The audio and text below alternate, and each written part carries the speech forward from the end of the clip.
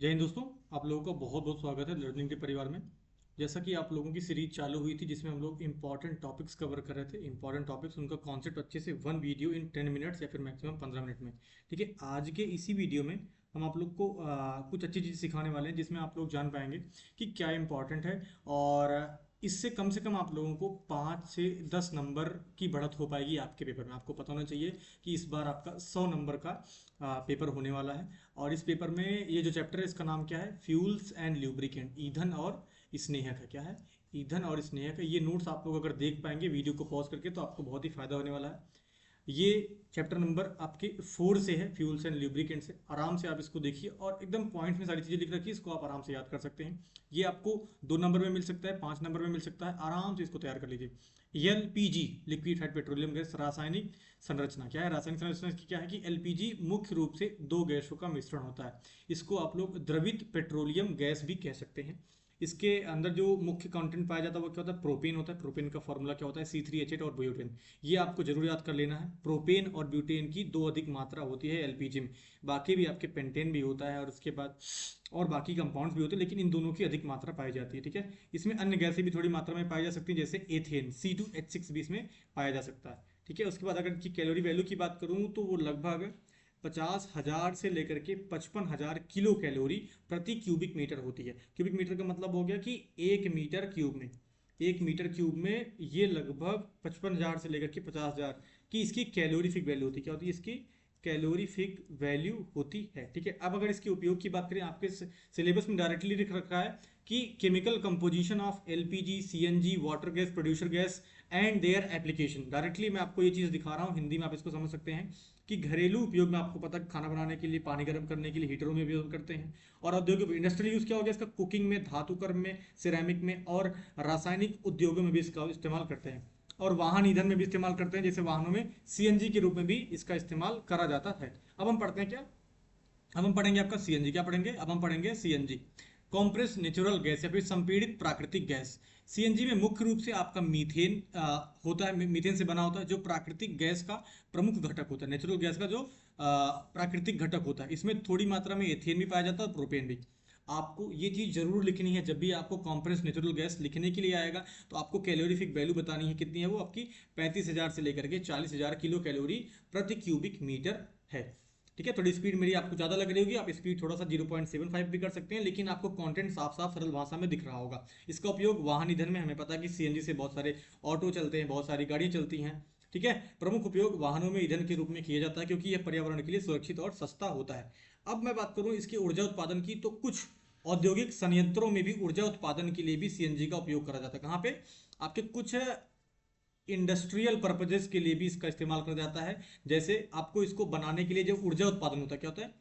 Energy production में भी इसका इस्तेमाल करा जाता है, ऊर्जा उत्पादन का। ये सारे जितने भी कंटेंट मैं आपको दिखा रहा हूं, आपको एकदम अच्छे से याद कर लेना है। इतना भी लिख करके आप आ गए तो आपको पूरे के पूरे नंबर मिल जाने वाला। अब क्या आ गया आपका? Water gas. वाटर गैस, इसको हम लोग कहते हैं जल गैस। अब इसकी रासायनिक संरचना क्या होती है? आपका यहाँ पे कार्बन होता है प्लस वाटर होता है, दोनों आपस में मिलते हैं तो क्या बनाते हैं? एक जहरीली गैस, जिसको हम लोग कहते हैं कार्बन मोनोऑक्साइड। क्या होती है? कार्बन मोनोऑक्साइड आपकी यहाँ से निकलती है, प्लस हाइड्रोजन गैस यहाँ से आपकी इन्वायरमेंट, पर्यावरण में निकल जाती है, उड़ जाती है। वो जल गैस मुख्य रूप से हाइड्रोजन और कार्बन मोनोऑक्साइड का मिश्रण होता है। इसका निर्माण कहाँ पे होता है? कोयला में पानी की प्रतिक्रिया द्वारा होता है। कार्बन क्या होगा एक तरीके का? ये जो कार्बन है आपका, ये कोयले के, कोल के फॉर्म में होगा। किसमें होगा? कोल की फॉर्म में पाया जाता है कार्बन आपका यहाँ पे। अब इसकी कैलोरीफिक वैल्यू की बात करूँ तो 11,000 से 12,000 किलो कैलोरी के बीच में होगा।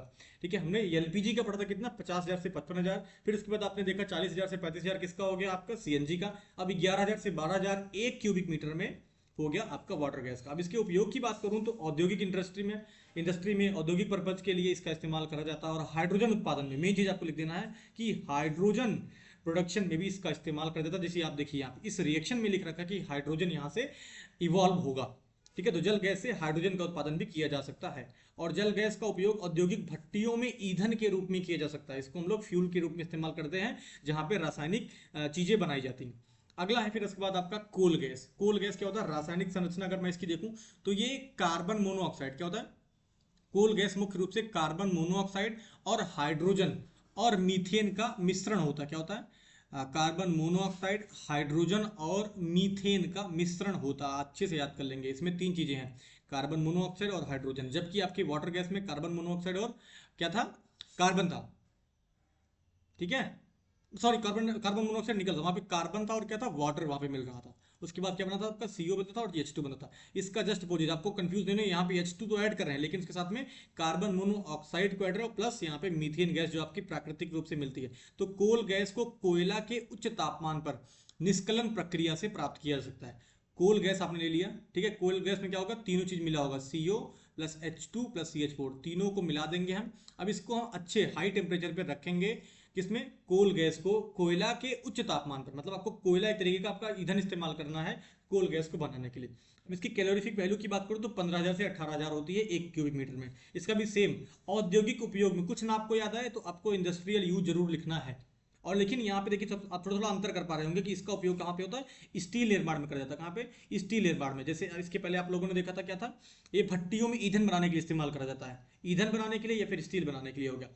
और गैस लाइटिंग में पहले कोल गैस का उपयोग जो है वो गैस लाइटिंग के लिए भी किया जाता था, लेकिन अब इसे प्राकृतिक गैस से बदल दिया गया है, ठीक है, नेचुरल गैस से इस्तेमाल करा जाता है।